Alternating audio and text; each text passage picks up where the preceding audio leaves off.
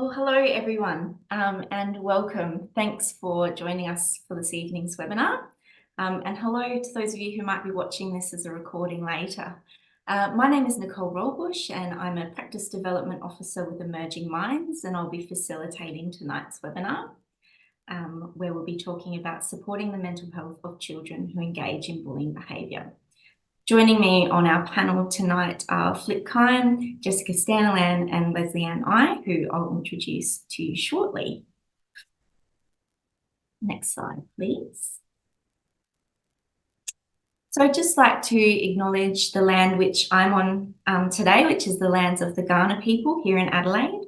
And I'd like to extend that acknowledgement to all of the different lands that you're all coming to us from tonight as well. I'd like to pay my respects to the elders, those past, present and emerging, and acknowledge the deep connection that the Kaurna people have to their land, the skies, the waterways, kin and community, and the importance of all of these things for the wellbeing of Aboriginal and Torres Strait Islander children and their families. And I'd invite you to share in the chat the land in which you're coming to us from today. Right. So we've got a few topics coming up in September. So this is the final webinar of the 6th webinar series on infant and child mental health that MHPN and Emerging Minds have been collaborating on. So in September, Series 7 begins, and we've got some really interesting topics coming up as well on trauma, out-of-home care, disasters, suicidal ideation, school refusal, and play with infants and toddlers. So if you'd like to keep up to date with those and you don't already, please subscribe to the Emerging Minds newsletter or sign up for an MHPN account as well. Slide, please. So just a little bit of information for those of you who might be unfamiliar with the platform that we're on tonight. So to interact with the platform and to access resources, you can click the 3 dots on the lower right of your screen to access information. So there you'll find the slides, you'll find a list of resources that we've put together for tonight as well. And there is a survey there for you to complete to provide your feedback on tonight's webinar, which we love. We love to hear what you think of how we're doing and how you're enjoying these webinars. And so to chat tonight, you'll see that there's a speech bubble to the top right. So that's just for you guys to sort of chat amongst yourselves and comment on things that you're hearing throughout the webinar. And if you'd like to ask a question for the Q&A section, there's a speech bubble in the lower right of your screen, so you can submit a question. And I'll be monitoring that throughout the webinar and taking note of those and asking our panel in the Q&A section that we'll have later. And if you do have any trouble with tech, please click the live webcast support under the info tab. And as always, if the webinar cast does stop at any time, just try refreshing your browser to come back to us. And if you do miss anything, this is being recorded as well, so you'll have access to the recording shortly. So our aim for tonight's webinar is to increase confidence and skills in responding to children who've engaged in bullying behaviour. So you'll see our learning outcomes there, but you will have sort of read through those already when you signed up, so I won't go into them in great detail at the moment. Next slide. So it's now my pleasure to introduce our panel for this evening.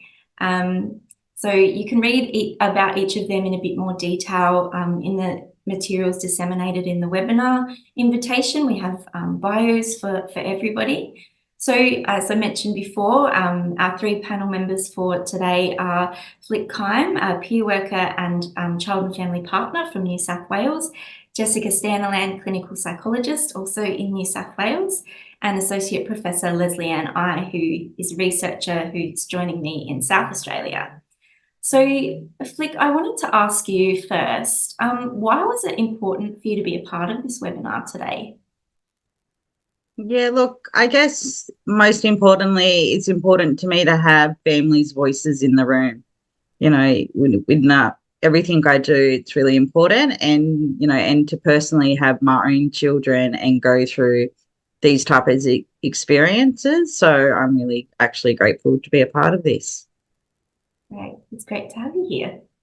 And Jess, I wanted to jump to you next. I wonder what some of the key challenges in addressing bullying behaviour at an all-boys school might be. Yeah, look, there's a number of challenges. I think one of the biggest ones is that bullying's underreported. There's lots of concerns around dobbing. So even when the boys do report their concerns, they're often really adamant that they want to keep quiet the names of the students who are engaging in the negative behaviour. And unfortunately, that makes it a lot harder to investigate and obviously to support those students. I think, more recently, there's been a real shift towards cyberbullying and online behaviours, and that, of course, is a lot harder to try and trace and to manage. And I think finally, in our school, there's the additional overlay of students who are neurodiverse and have diagnoses of autism. There's a higher percentage of children with autism who are boys, and there's those challenges that kind of come with, navigating responses towards neurodiversity, but also teaching skills for those who do have neurodiversity. So there's a range of challenges. Yes, certainly. Thank you for being here tonight with us. Appreciate it. And Leslie, what is it in particular that interests you about research into bullying? I think bullying is becoming, it's a global phenomenon. It's becoming more prevalent, I think, in schools and workplaces as well. So I think it's really important to research around bullying in relation to what influences the development of bullying behaviours, to be able to support the child who is displaying those bullying behaviours, as well as children who are being impacted by that. So I think we need that research around what is happening, what is influencing the development of those behaviours, and what we can do to support kids, and including how we can help, teachers and other professionals in knowing how to respond appropriately. Yeah, great. Really important. And as you mentioned, it is really important for us to be talking about the children who do engage in the behaviour as well, and their well-being. There can be lots of conversations about talking about children who experience bullying. So really pleased to have all three of you here tonight to talk about that. And just for our audience, what will happen now is each of our panellists in turn will make a short presentation, which will be followed by our Q&A session. So I'll invite Flick to present first. Good to you. Yeah, thanks, Nicole. So before I jump right into it, I just want to give you guys a bit of a background. I will be talking on two of my children. So I'm a mother of 4 children. So I will be speaking around my son that is 9 years old with autism and a global development delay, and my daughter that is now 18 years old. My daughter that's 18 years old had been in child protection for 5 years and returned into my care. So I guess with my son that has autism, what I found was right in daycare, so around the age of 5, and his development stage was around 3 years old at that time, even though he was 5. And we found that he was biting other children and lashing out at other children. And the daycare had gave me quite a few warnings that if this behaviour didn't stop, that he would be asked to leave and not return to the daycare centre.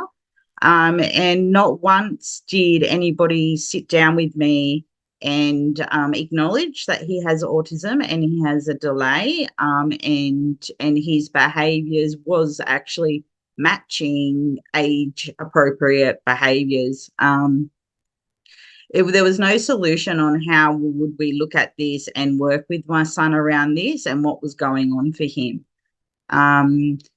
All it kept was consequence after consequence. We can't do this, and putting more stress onto my household as well at the same time. My son was in daycare while I worked, and part of him being in daycare was a social skills side of it that he really needed to interact with other children. And what I found was when I started looking into this more of what was actually going on, it was he was getting frustrated with other children in his space, and he was nonverbal at the time as well. So he wasn't able to actually say, "Can you please not do this? I don't like this," or any of that kind of stuff. So what I started noticing was he was lashing out because his needs wasn't getting met and he wasn't able to express himself, and he was quite uncomfortable. But no one could see this, so it was just again a consequence reaction and not investigating what was going on for him. Which was very sad because we were looking at a placement where it was very beneficial in the beginning, and it was about to be taken away. Lucky I was able to sit with the service and advocate for my son, and we started therapy at the service, and now they actually, many years later, have continued that service on for other children, and it really supported him in that placement before he actually started kindergarten, primary school. On the other hand, my now 18-year-old daughter, when she was a teenager, she was returned home. She was in out-of-home care for 5 years, over 13 different placements, a lot of trauma, a lot of disconnect, never felt a sense of belonging within any of her placements, let alone having to continuously move her friendships and her friend groups around. So she was never able to actually maintain friend connection. And what I had found when she come home, there was a lot of online bullying behaviour with her with other children, and some in the schoolyard as well in high school. What I noticed, a lot of this would come out when she didn't know how to actually end a friendship and she wanted to move away from that friend. There would be a lot of bullying behaviour, and none of this stuff, do I say, was acceptable from my children. And there was a lot of me sitting down and explaining, especially to my daughter, that this is not appropriate and it's not okay to bully other children. We need to look at how do you disconnect in a healthy way, because she wasn't taught how to do that stuff. And what she found was if she done something that people didn't like, people would remove her from that placement and she would go to a new placement. So these learned ingrained behaviours come across as bullying to other people. And again, it was lots of conversations with other parents that this is not okay. Your daughter's bullying my child, or the school, lots of conversation. We can't have this behaviour at school. It's not acceptable. But not once did anybody actually ask any questions about where does this behaviour come from? Do I have a clue of what may be going on? No one actually spoke with my daughter asking her what's actually going on for you. How are you feeling? And for me, what I found is just asking her how she's feeling and reading her body language actually told me a lot, that when she didn't want to voice what was going on for her. And it was very, it took about 6 months, and I was able to see this pattern of behaviour that I was able to keep a track of, and notice that it was every time her self-esteem was low, she wanted to end connections, and she didn't want to be at the schoolyard, but didn't know how to express she didn't want to be at the school. What actually helped was actually my workspace. I work with parents in child protection, and I'm very supported with social workers and peer workers. And I was able, through this stuff going on, I was able to vent this stuff to my colleagues and supervisors, and they actually helped me navigate this, because I actually didn't have a clue of what I was meant to do. How do I navigate this? I'm not a therapist. I'm not a school teacher. I'm a mum learning for the very first time about these behaviours, and a mum that was very distant for 5 years from my daughter, so I didn't actually know what was appropriate for a teenage girl's behaviour. So having a space that was created with trust, that I could vent and talk about what was going on, and not have that used against me, and me feeling like there was guilt or shame that I was a bad parent, I wasn't capable, and these people really acknowledged that I was actually quite aware of my children's behaviour and recognising things weren't okay and not acceptable, but there was more to the picture. So still today, I always, no matter what any human being says to me, I start thinking, okay, what more to this is there? What is the backstory to this? You know, what I found is my children didn't just wake up and decide, okay, I'm going to start bullying and harassing and doing this and biting one day for the hell of it. You know, there was something that happened for this to be happening, you know, but no one actually stopped to ask my children or my family, you know. So I'm really grateful to, you know, some social workers and some peer workers, and the peer workers were other parents that could actually relate to what I was saying. So as soon as I'm talking about this stuff, they're like, oh, yeah, my kid too. My kid did this, and this is what was going on for my child. You know, so I was able to feel very supported, and then they were able to help support my children and help point us in directions of different services that helped us along this journey. Yeah, that's fantastic, Flick. And I think,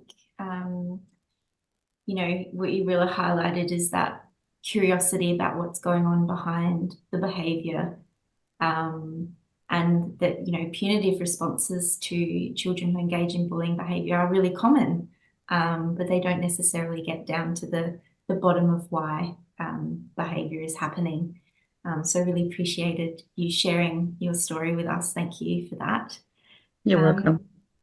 I wanted to move on to Leslie now, to share the research perspective.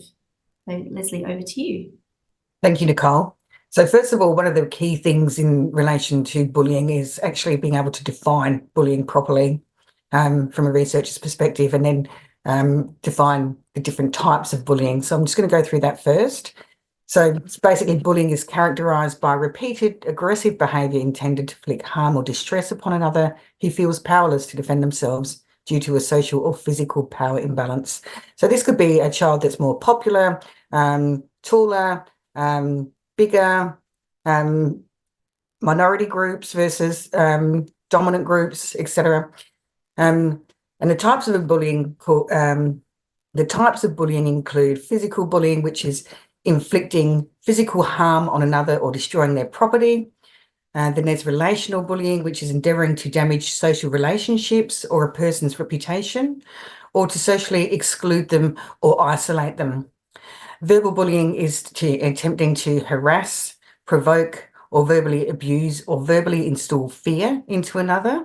And then we've got cyberbullying, which is bullying behaviour that's carried out through the internet or mobile phone technologies, and it's often combined with offline bullying. So it may include a combination of behaviours such as prank calls, insulting text messages, publishing someone's private information, creating hate sites, or implementing social exclusion campaigns in social networking sites. Next slide, please. So children engaging in bullying behaviour are a diverse group.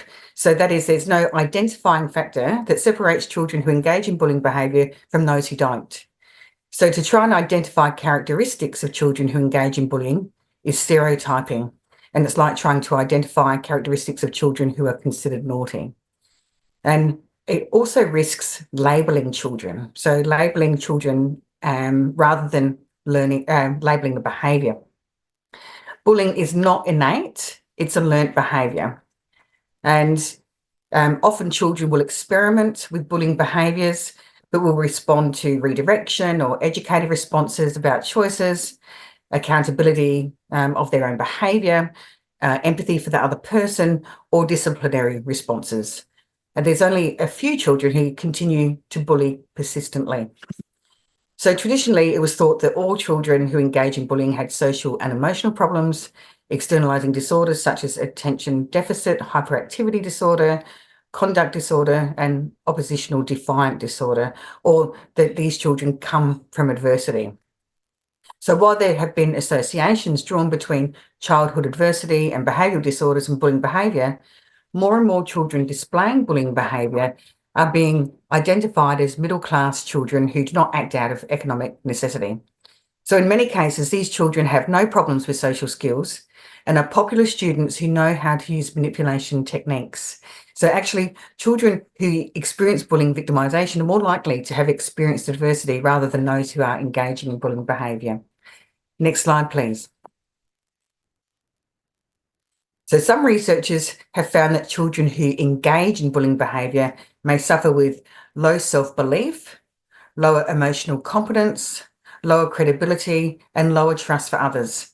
For these children comes other risks such as suicidal ideation, development of mental illness, engaging in criminal activity, or other poor life outcomes. Next slide, please. So some children who engage in bullying behaviour may also suffer bullying victimisation. So this child often suffers harassment, but at the same time exerts it, but not on his or her abuser, rather they exert this behaviour on other peers.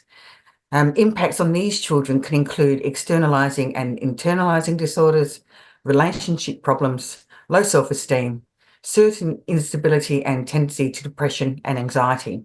So these children may also experience conduct disorders.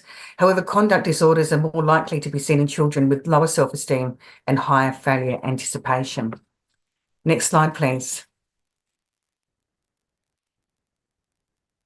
So most health professionals outside of a school context will not see children who are engaging in bullying behaviour.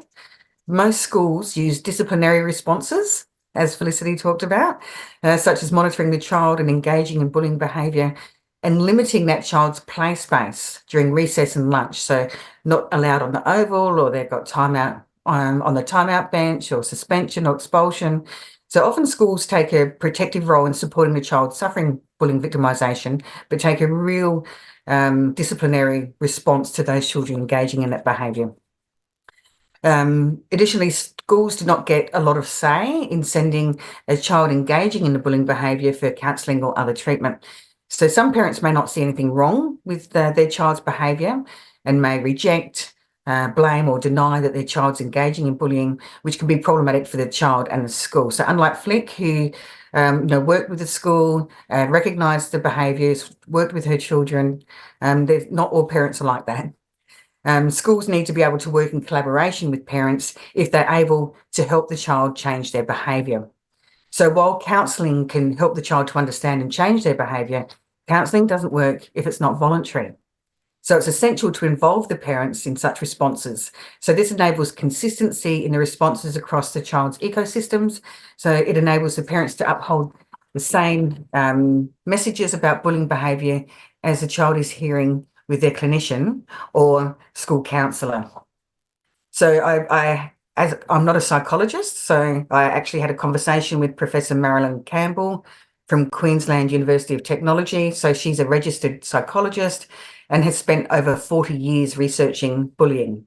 So I initially recommended her to do this tonight, but she was unable to do it.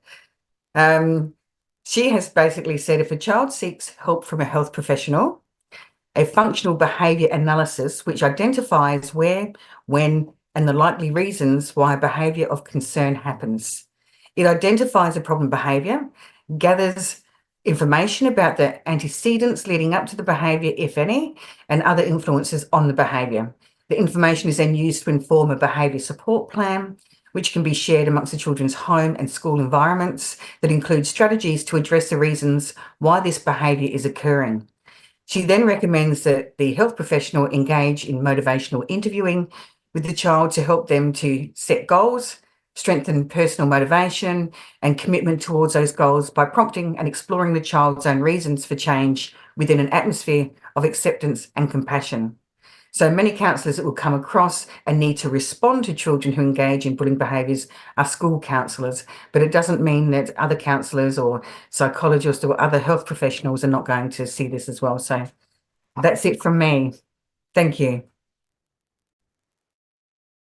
Great, thank you, Leslie. Well, we're pleased to have had you here.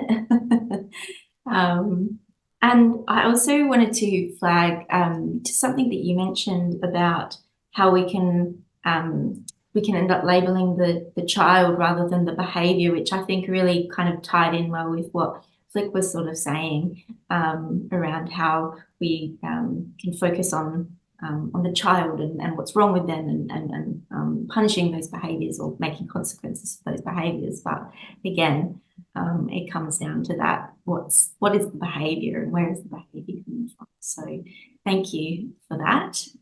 I'd like to pass over to Jess now to take us through her presentation. Thanks, Jess.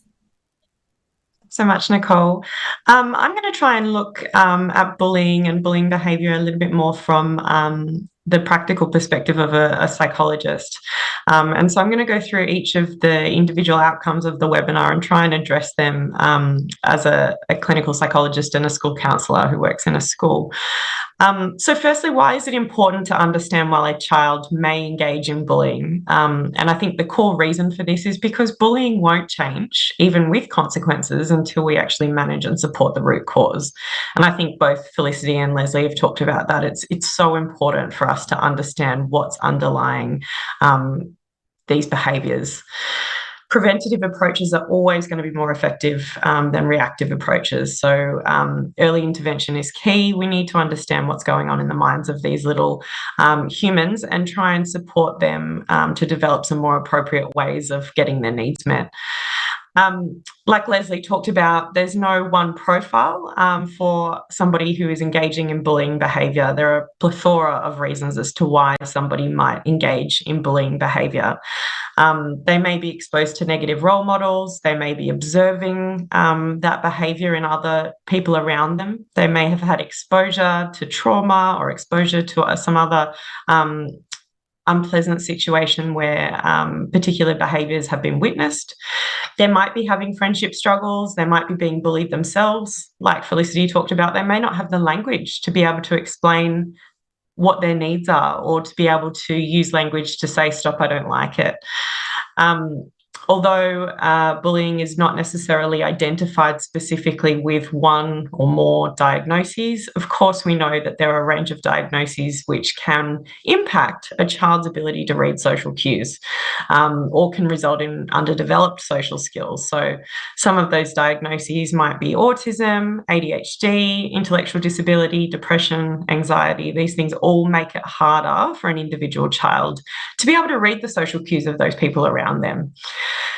Sometimes children have really low self-concepts and they think, well, you know, I'm always in trouble. I may as well not try. I may as well give up and not engage in appropriate behaviour. Nobody's going to recognise it anyway. A big one is the behaviour actually serves a purpose. Is it that, you know, they're engaging this behaviour because it draws attention to them? Even if it's negative attention, any attention is attention. So what purpose is it actually serving? And then there is, for some people or for some children, they're trying to experiment with new identities. And we see this a lot online. Children can become different people when they're online. And unfortunately, sometimes they do find it easier to come across aggressively. Perhaps they can't do that face-to-face, but they do it online. And there's almost a thought that, you know, they're protected behind the screen.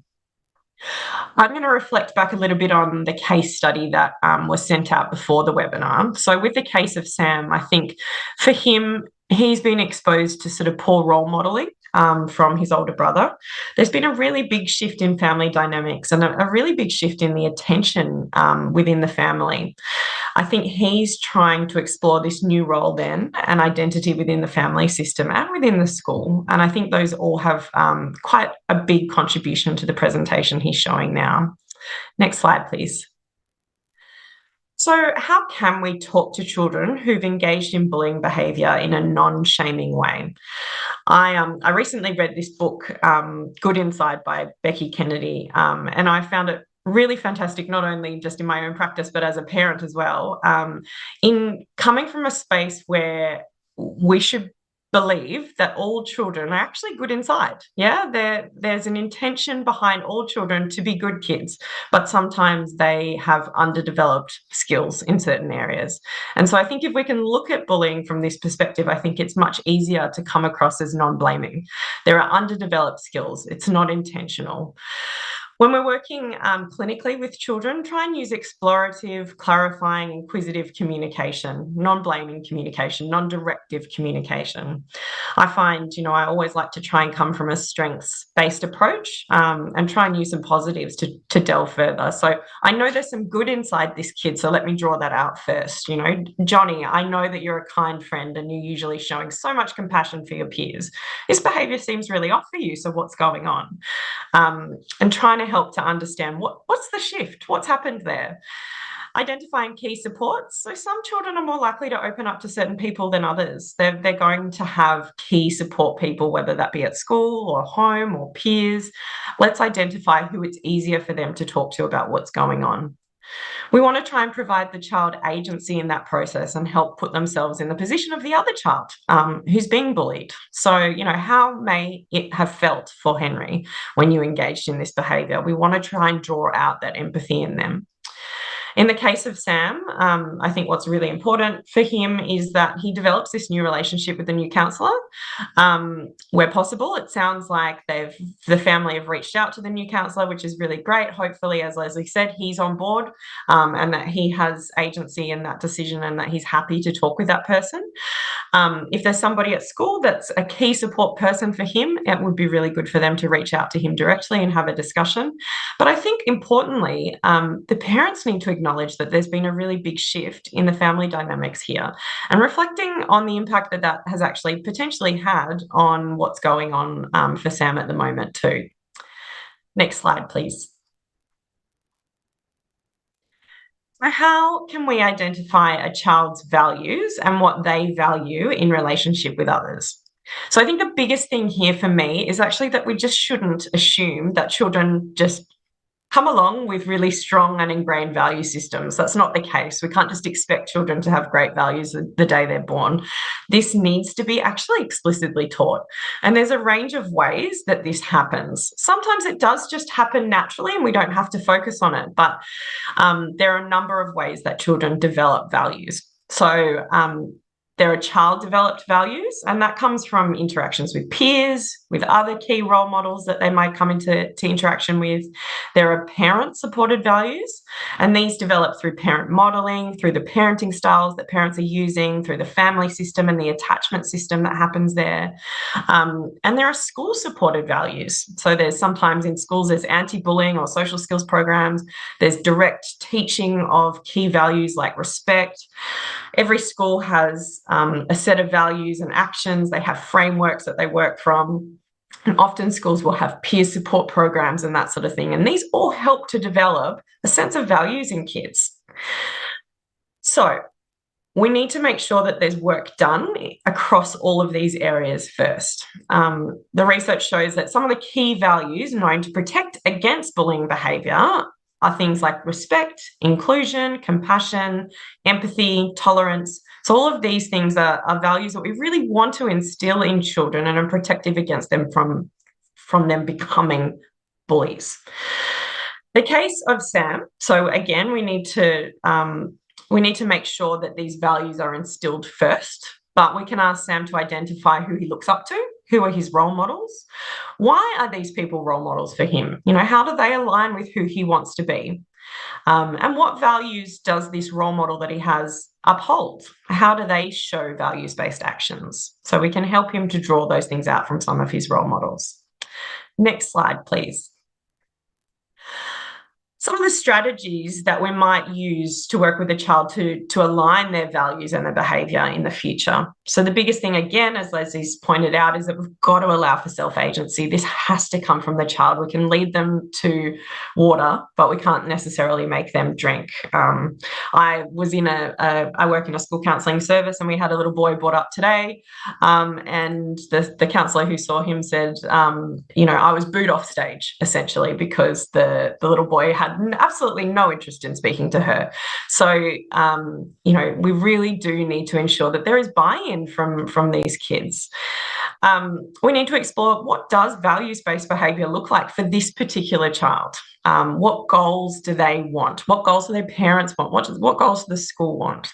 What's their own view of whether they're actually engaging in values-based behaviour? Do they think that they're engaging in behaviours that align with the values they'd like to show?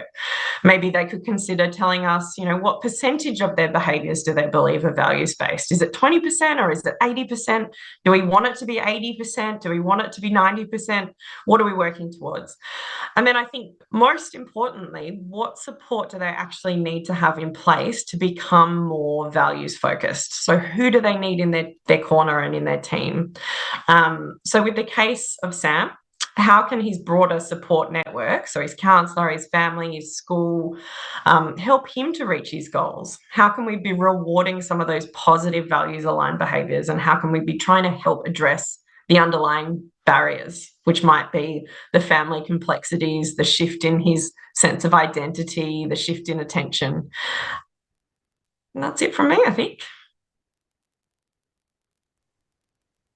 Great, thanks, Jess. I really loved that good insight from Dr. Becky Kennedy as well. That's a nice sentiment to think back to in this work. So thank you for sharing. So it brings us to our Q&A session. So some questions have been coming through, which is excellent. So thank you for those. We won't be able to get to all of them, unfortunately, but we'll endeavour to get through as many as we can tonight. And just as a reminder, if you do want to pop a question in for the panel, just click on the three dots and then ask a question in the lower right corner of your screen. So I wanted to start by, so Sue actually sent through a comment for you, Felicity, just saying about how she was sorry to hear that those early conversations didn't happen in the kindy with your son, which kind of got me thinking about prevention and early intervention, and perhaps some of the strategies or some of the ways that we can, I suppose, start to address bullying in the early stages of it occurring. So I just wanted to throw that out to the panel, and please jump in if you'd like to answer. I can jump in. I think it depends on how early. I think even in preschool and daycare, there's plenty of things that can be done. There's various programs that teach young children about healthy relationships and start to teach young children about emotions, identifying emotions, developing their emotional literacy. And with that, obviously, comes the development of a sense of empathy and understanding, respect towards others. They may not be able to necessarily use that language at a really early age, but starting to talk openly about emotions and healthy relationships is really, really important. And I don't think that we can underestimate the positive impact that can have on developing those really positive values. I'd like to add to that, Jess. I did some research with some early childhood teachers and helping them to develop anti-bullying programs, prevention programs, and also research with some children relative to their understanding of bullying. And what we found is explicit teaching, teaching them the terms, teaching them what that means, teaching them what bullying actually is and what it's not. These kids, we did a pre and post test relative to the program that was developed and post the program after they'd completed it, and they had actually significantly better understanding of what bullying was and how to prevent bullying with like defender, bystander, all of those terms. So it's about teaching them explicitly as well. Sometimes we are too scared to introduce what we consider, unsavory topics to children, but I think it's really important that we do speak about this with kids from a really early age. These kids that we worked with were only in reception; they were junior primary, reception to grade 2, and the kids that and we also had a control group. So the kids that got the education had a significantly improved understanding. Those who didn't get the education did not. So I wonder, in hearing this, and I'm all about children learning this stuff, but how does educators teach children this stuff if they're not educated themselves around this? So again, I think it comes back to educators as in school, health, parents, whoever is there educating the children need to have a skill set as well. And I guess too, it comes down to beliefs too, and people's values themselves, what they consider appropriate, not appropriate, etc. as well. So you know, when I was thinking about this stuff the other day, you know, I find a lot that parents need to step up to the plate. They need to understand their children's behaviour, and they definitely need to understand that the behaviour itself is not acceptable to other children either. But, you know, what I find is when a child's in trouble for bullying behaviour, it is we're calling your mum, we're calling your dad. So we're going to start off with shame straight away on a child. So a child's going to feel uncomfortable. So how that is appropriate, I don't understand. And it's not starting these conversations off very well, and a child's not going to want to engage. And then we're going to have the parent come in the room feeling guilt and shame as a parent because their child's in trouble for bullying. So we're not going to get a good result either. And then it's the one-on-one parent and child and whoever's having the conversation, school or whoever.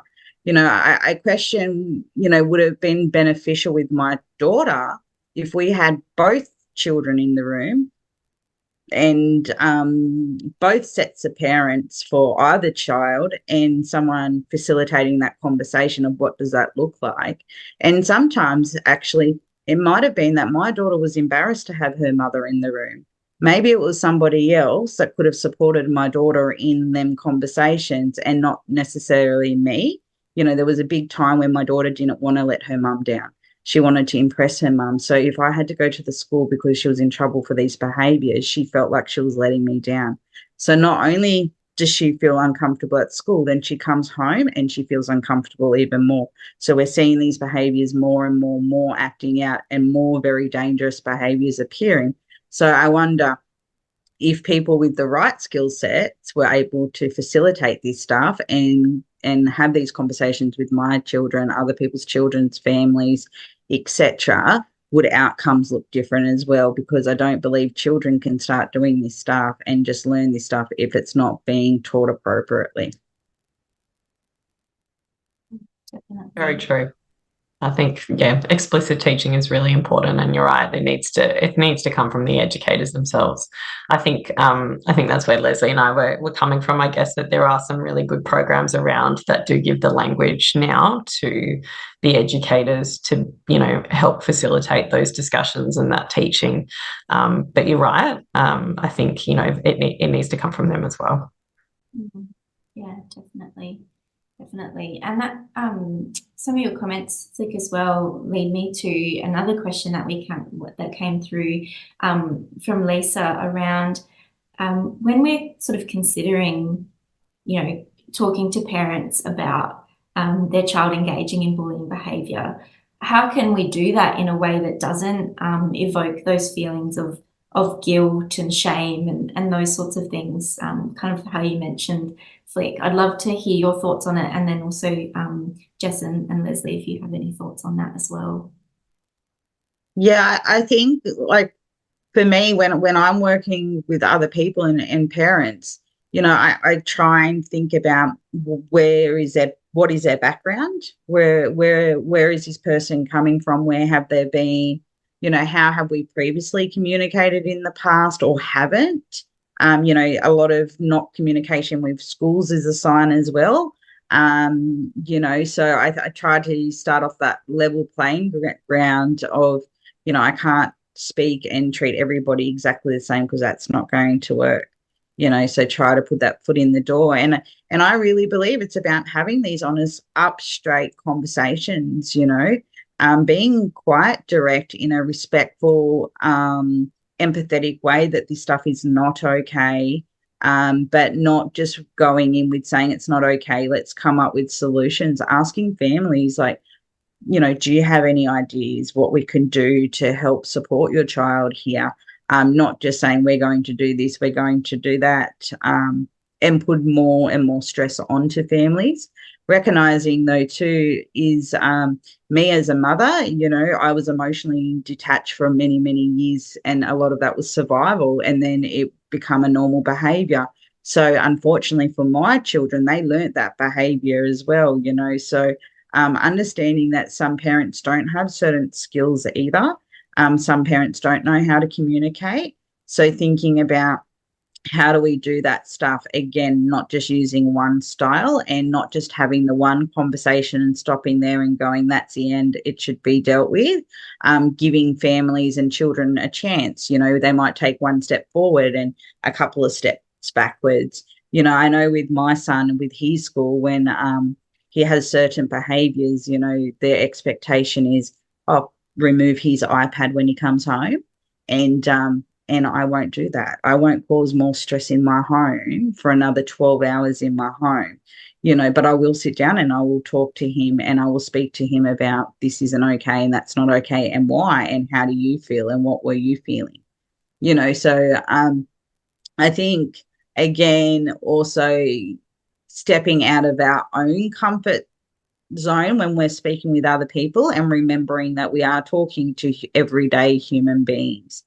And everybody is emotionally, especially the parents and children, are emotionally involved in this. So giving them time, space, if it is a letter or a quick phone call, suggesting what you need to have a chat about, not just bringing it on them and saying, let's have a meeting, and everyone rocking up feeling uncomfortable, nervous, anxious, and full of shame and guilt. That's really important. Thanks, Flick. Jess, you wanted to jump in? Yeah, I absolutely agree with Flick there around preparation and giving a bit of warning around those conversations. I know what it's like as a parent rocking up to a daycare pickup and something gets thrown at you and you're not expecting it. It's a really unpleasant feeling. So I think you're right. Setting expectations really clear around wanting to have a discussion. Just linking into what you said as well, Flick, I think we have to come from a place of understanding a family's family system, but also like cultural background too. What works within their family? What other stresses are happening in their life? And I think we have to be able to work as a team with the family. It can't be, it's on you to fix this. It's got to be, how can we help this child together as a team? And yeah, as you said, rightly so, we can't put expectations on families to go home and take away the iPad or give a consequence, because that might not fit within the family system, and actually it might be that creates more stress and more strain and could actually increase some other type of behaviour within the home. So I absolutely agree. I think we've got to work collaboratively, and that's the biggest selling point here. Yeah, I will support that as well, Jess, where it's important to work collaboratively with parents. Parents know their children. They know what's going to work with their children. Also, teachers often know their kids as well. So they know what works with one child isn't going to work with another. And children have different relationships with different teachers. So if you've got kids in, a kid in primary school might have a better relationship with their PE teacher than they do with their home class teacher. So it's about connecting them with those teachers who are going to support them, or teachers that have good rapport with parents. So if you were contacted by a school counsellor, for example, rather than the deputy principal, it's a very different contact. And there's a different skill set between those two professions. So it's about working, gently and supportively with families to be able to connect and work together rather than accuse and use punitive responses. Yeah, absolutely. Thank you. Thank you all. I wanted to just quickly ask you, Leslie, we had a question come in from Catherine about whether your work with the early childhood educators is published and whether that's available online. I thought I'd just ask you before I forget. It is published. It's the report is published online. It was funded by OMEP, and that's a French name for an early childhood organisation that I can't pronounce. I'm not going to try, but if you just Google OMEP, you'll be able to find them. So it's published on the South Australian OMEP site. And I've also published, articles and chapters on that as well. So I guess if you went to my homepage, you'll probably find it easier than trying to surf the net for it. Right. Yeah. Yes. And I did have someone else, Debbie, also asked if yeah, there's research that they can deep dive into as well. So that's great. Thank you.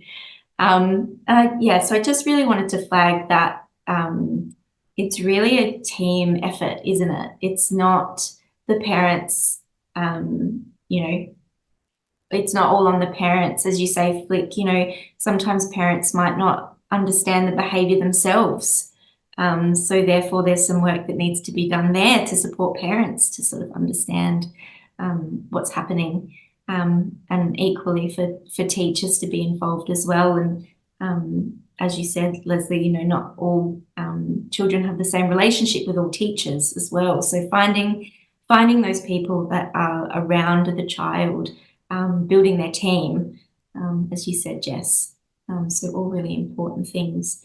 And I wanted to continue on that a little bit because we did have a few conversations come through when people registered about the best way to work with a school. So when you don't work in a school and you're a practitioner outside of a school environment, I suppose, is there anything that the panel sort of want to say around how they can best engage with the school when there is bullying behaviour going on, to be able to build that team and support that team development, I suppose?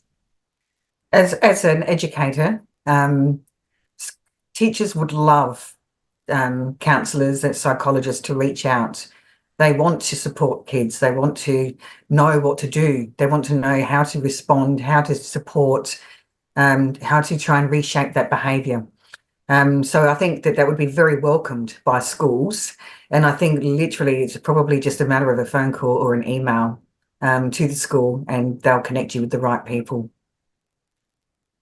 Absolutely. That's exactly what I was going to say. Teachers are jumping up and down to get access to external psychologists or external professionals, because, you know, they don't know unless they're told if there's any underlying issues, and they can't respond by ensuring that there's those sort of top-up doses, I guess, if you want to call it that, of values-based, you know, programs and teaching to try and support those who are engaging in bullying behaviour. I think from my experience, teachers actually struggle so much when we don't know that there's bullying going on behind the scenes. And then we get to the point where a student might hit back, and then it comes out that actually they've been engaged, you know, they've been experiencing bullying for a really long period of time, but we haven't had the opportunity to intervene. So I think, you know, it's so important. If you've got additional information, teachers would love to hear it. And you're right, just an email or a call is the simplest way of doing it. Great. And I wanted to jump back a little bit now and sort of talk a little bit about, I suppose, the work with children directly as well. And one of the things I think has been mentioned a bit, that often there are consequences, or the initial response is to impose consequences and things on behaviour. But as you just mentioned, Jess, a lot of children who do engage in bullying behaviour have experienced bullying behaviour as well, which you mentioned in your conversation as well, your presentation, Leslie. And I think it's a very small percentage of children who only engage in bullying behaviour. It's like 3 or 4%. I think, I'm not sure. Maybe Leslie, you probably know the stats more than I do. But it's a small amount. So when we're managing things, because we know children have obviously engaged in behaviours that are not okay, and they have hurt others, but also we have to keep in mind that they're probably hurting as well. So how would you manage, or how do you manage those consequences for behaviour? Does anyone have any insights on that? Really, it's a tightrope to manage, I think, particularly in the school scenario where there are behaviour systems that are in place around some of these behaviours. Look, I think consequences do remain important to some degree. I think, you know, it gives children the sense that there are clear boundaries, and often for kids who are particularly anxious, boundaries are helpful. I think the issues arise where there are consequences, but there is no additional support put in place to actually help children to build the necessary skills for problem solving, to build the values that we've been talking about, to engage in sort of reparative processes to help teach them that, you know, there can be ruptures in relationships, but there can also be repair. Consequences in and of themselves are not likely to be beneficial unless we are supporting the underlying root cause. I was about to say something very similar, Jess, where we need to find the underlying cause, what's causing that behaviour, and that's where we need to target the interventions. And, you know, sometimes the cause of that behaviour is lack of understanding. Sometimes the cause of that is living in adversity. Sometimes the cause of that is experimenting, or trying to defend themselves or protect themselves in some way because they've been hurt previously. There's lots of different reasons why kids engage in bullying behaviour. So it's really important that we actually find out why they're engaging in that behaviour. Yeah, look, and I was just saying this the other day, I think to Nicole, you know, when my daughter was displaying some behaviors, you know, I remember a tool that I used to work out what was going on for myself, and it was this one-page awareness I would write out about a behavior and where did that come from. And I remember my daughter would keep apologizing when she displayed these behaviors and said, "Oh, you know, I'm sorry, Mum, won't do it again. I won't do it again." And I'm like, "What won't you do?" And, you know, and she couldn't explain this stuff to me. So I asked her, I used the same tool and I said, "Oh, well, you know, here's a piece of paper and I'd like you to write me a page about, you know, what is it that you actually done and why is it not acceptable and where did it come from?" And, you know, and at first it was really hard and she didn't really like it. And then in no time, there was not this, "Sorry, Mum," it was always, "Here, this is what it was." And she would identify once she started writing, and she was a bit older than my son, but once she started writing, she really identified what the issue was and where it was coming from. And she found it a lot easier to say what was going on for her because it was written and it didn't have to be spoken. You know, so it was about finding a way that actually worked for her. And I think the other part to this too is, you know, my children know no matter what behavior they display to self or to others, I'm going to love them. It's not going to change. You know, so I think it's very important that educators make it very clear to children, especially in schoolyards, that, you know, children find that the teacher's upset about their behaviour, their bullying behaviour, and they think that's how they're going to feel for the rest of the time in school. You know, about how do we let children know that this is a moment in time conversation. This isn't going to be tomorrow and the next day and the next day. And, you know, I'm not going to be angry at you. So, because I think that's where children come from too. And this attention stuff that was spoken before, you know, I know my son displays a lot of behaviors just for attention, you know, and it's about saying, "Well, buddy, you know, you don't actually need to do that to get this." But I notice with he's in a special education unit and I have faith in these teachers and I say to them all the time, you know, you do what you believe you need to do. You're educated in this. I'm actually not educated in the way you are, and I can actually learn from you. So please let me know what you're doing. And I can say right now, this education unit at school, them school teachers has taught my son more than anybody has in 5 years. And this little boy's had lots and lots of therapies that have worked, don't get me wrong, by professionals.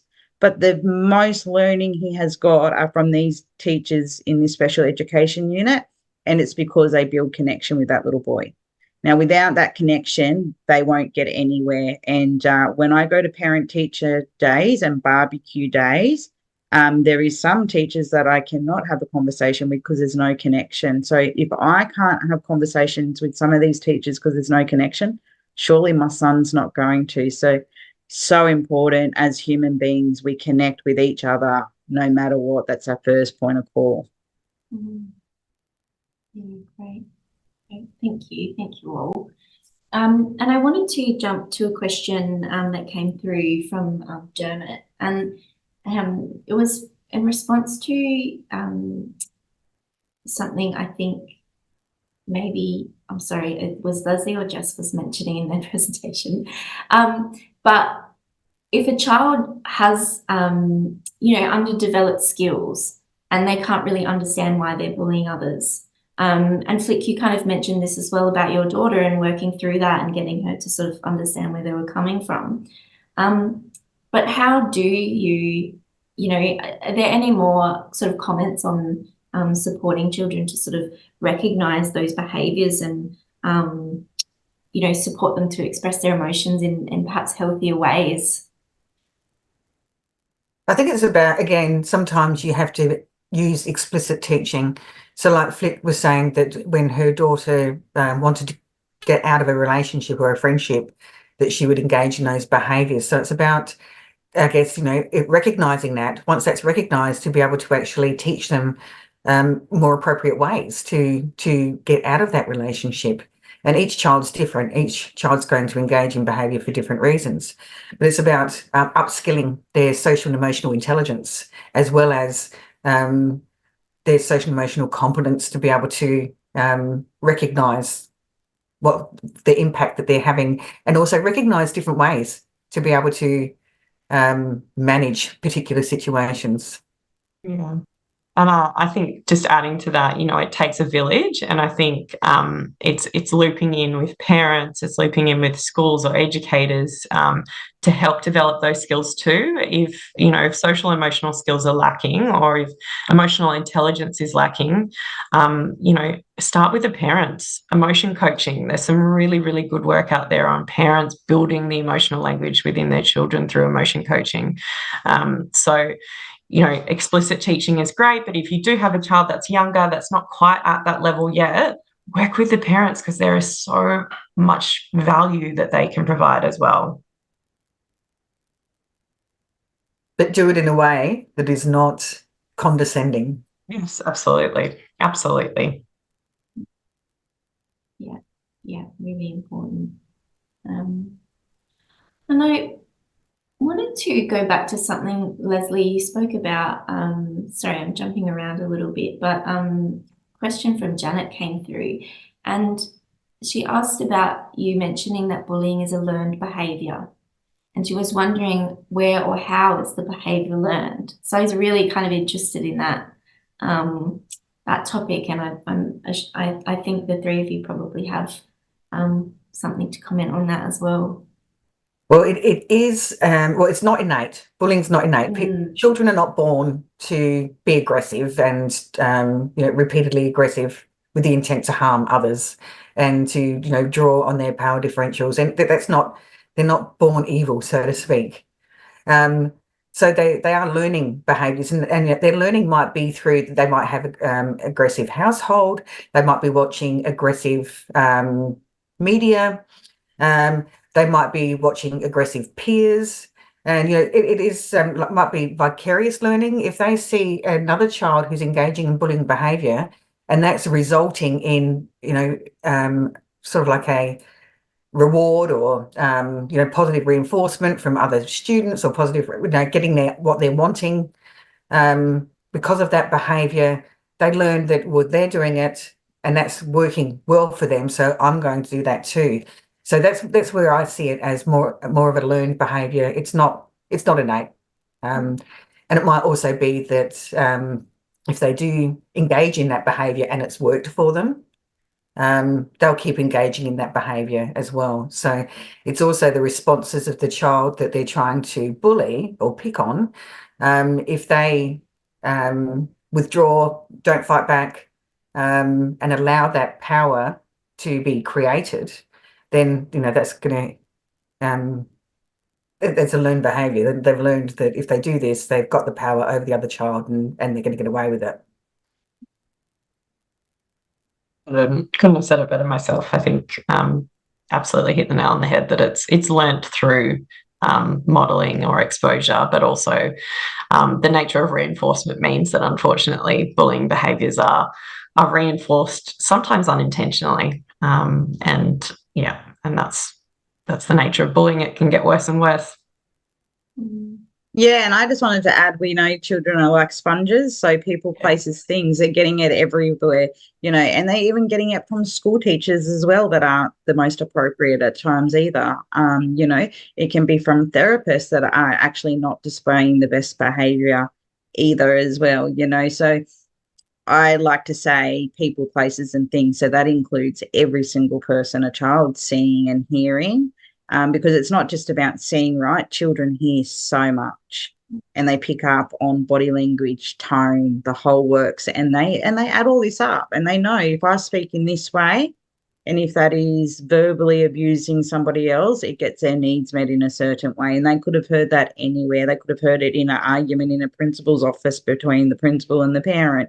It could have been in the doctor's surgery or anywhere, So, I think it's not just seeing, it's that hearing, and it can be from anybody and everybody. And it could be at the local supermarket, with something chaotic going on, or a hospital, or anywhere. So I don't think it's just one particular type of like one person or a couple of people. I think, it's about everybody a child can come into interaction with. They learn in good ways, negative ways, etc. And then they will build on that, what works for them. And again, what attention can they get out of it? What can they, this, that, and the other.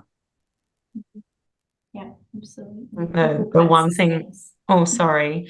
The one thing just to add to that was just, the unfortunate nature of social media and the internet as well. I think we just have to acknowledge that it has gotten a lot worse with the, increase in social media use, the age, there's so much research that's out there now around the age of social media accounts being something like 12, when you're not actually even technically allowed to have a social media account until 14, and the exposure that kids are having to various influences that are not necessarily positive influences. I think, that can have a really impact on some of these behaviours as well.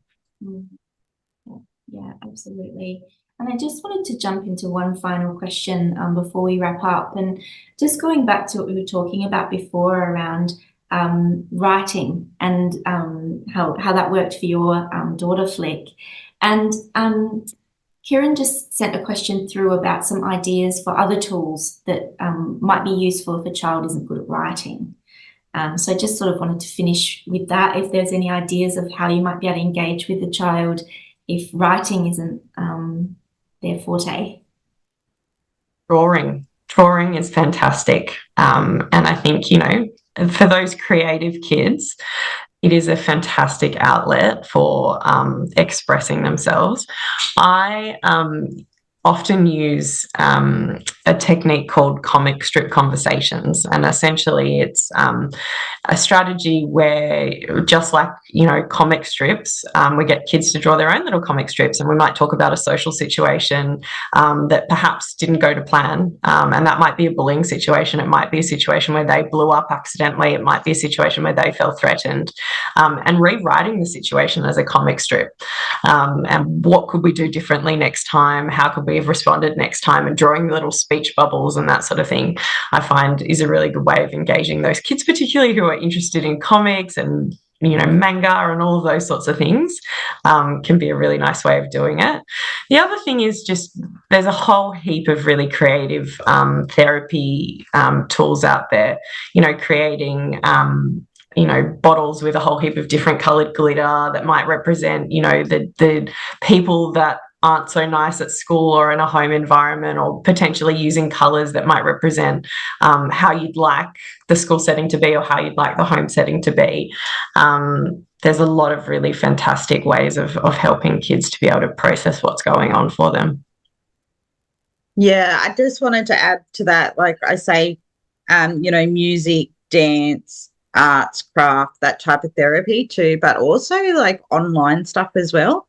So, there is a therapy-based Minecraft thing going on with young children at the moment with therapists, and that role-playing of characters online, of, role-playing the behaviour, and then getting the child to express, what their thoughts are. So as much as I really don't like online stuff, because a lot of behaviours come from there with my son, it can be quite beneficial too for children that really pay attention to that online world, gaming, different things as well. And Lego clubs that are Lego therapeutic, what's it called? Lego therapy.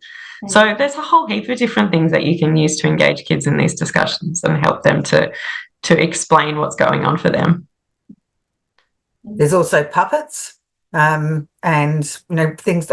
Kimochis. What are they called? They're Yes.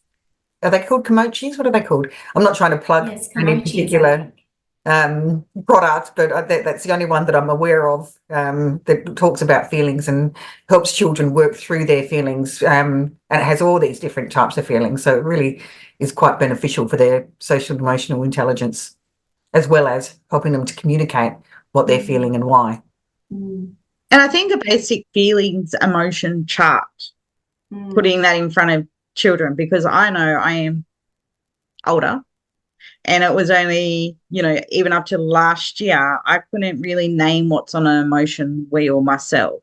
So how are we expecting children to be able to name and identify and this kind of stuff if we don't actually give them the basic tools? So getting these wheels out of motion and behaviour charts and wheels and whatever you want to use, but starting with the very basics. And I love the ideas of puppets. Like, puppets have been around forever, so why aren't we using stuff that we know that works as well?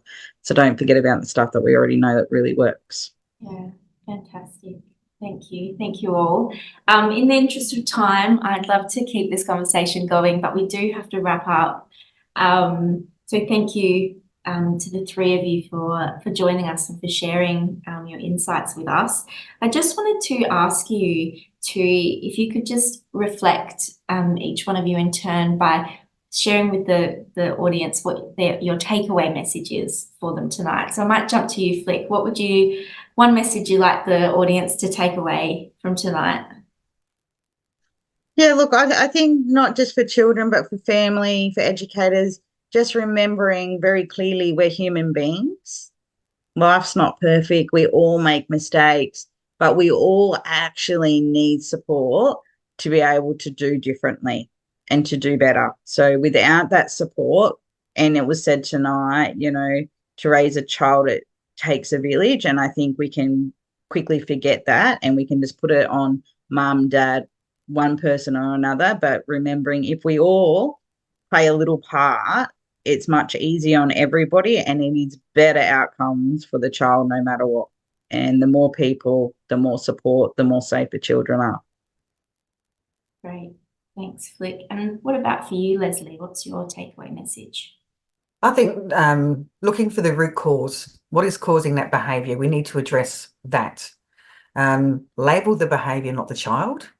Children will live up to labels. If they are labelled, that's how they'll see themselves, and they'll live up to that label. So that's my key messages. Thanks, Leslie. And what about for you, Jess?